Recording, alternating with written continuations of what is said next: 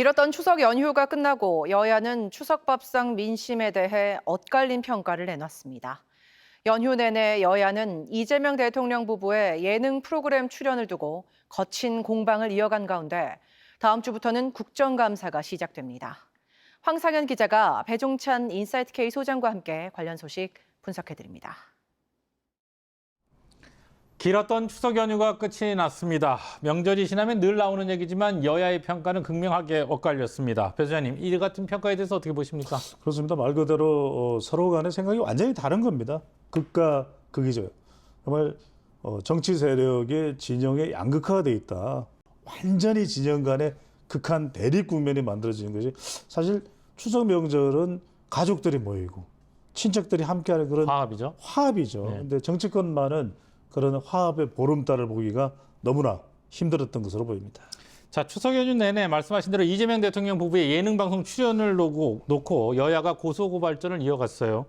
이 문제도 쉽게 속지지는 않을 것 같은데요. 그렇습니다. 이제 무엇보다도 시기겠죠. 그러니까 이제 내용을 가지고 이것을 흠잡기는 힘듭니다. 국가정보자원관리원의 이런 재난 사태에서 대통령이 이번에 그렇게 출연을 할 일이었느냐 이런 어떤 의견이 제시되는 걸 보면 물론 집권 여당에서는 그게 지금 공격을 받을 내용이냐라고 이야기하고 있습니다만 무엇보다도 시기 부분에서 여야 간의 쟁점이 됐던 것으로 보입니다. 자, 조희대 대법원장도 주요 추석 민심의 화두였죠. 당장 다음 주 시작되는 국정감사에서 13일과 15일 대법원 국정감사가 예정되어 있고요. 또 이후에 야당의 사법개혁안도 발표될 것으로 보입니다. 어떻게 보십니까? 그렇습니다. 사법개혁안이 원래 발표 예상했던 시기보다 좀 늦춰졌습니다. 정말 말 그대로 합리적으로 또 자체적으로 또 판단해 볼 수 있는 그런 어떤 우리가 과정을 거쳐야 되는데 이게 정치권에서 막 과격해지다 보니까 말하자면 조희대 대법원장 몰아내기냐. 그러다 보니까 해동 의혹도 제기됐는데 사실 무근 아니냐 이렇게 또 이제 반발이 나오고 이런 부분들 결과적으로는 이런 극한 대립 속에서 국민들이 쪼개지는 것이거든요. 자, 민주당의 사법개혁 방식 등을 놓고 대통령실과 여당 간의 이견이 노출되는 모습입니다.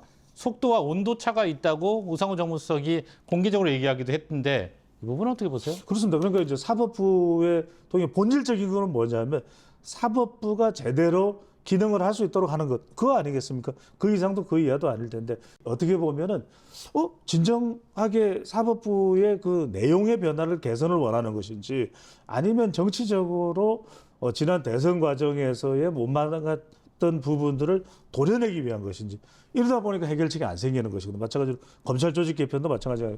결과적으로는 이 본질을 다뤄야 되는데 핵심을 다뤄야 되는데 오히려 이것보다는 주변을 좀 다루다 보니까 정치적으로 쟁점화되는 현상이 커지고 있는 것으로 보입니다. 자, 추석 연휴가 끝나고 여야 모두 본격적인 지방선거 모드로 전환하는 모습입니다. 사실상 선거전이 시작됐다 이렇게 봐야 할 것 같은데요?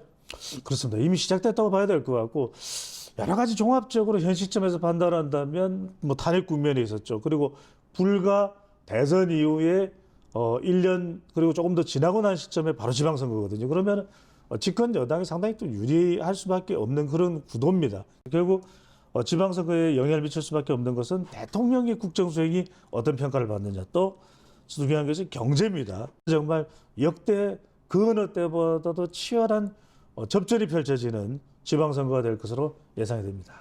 네, 못한 얘기는 TBC 뉴스 유튜브 채널을 통해서 조금 더 하도록 하겠습니다. 오늘 여기까지 듣겠습니다. 고맙습니다. 네.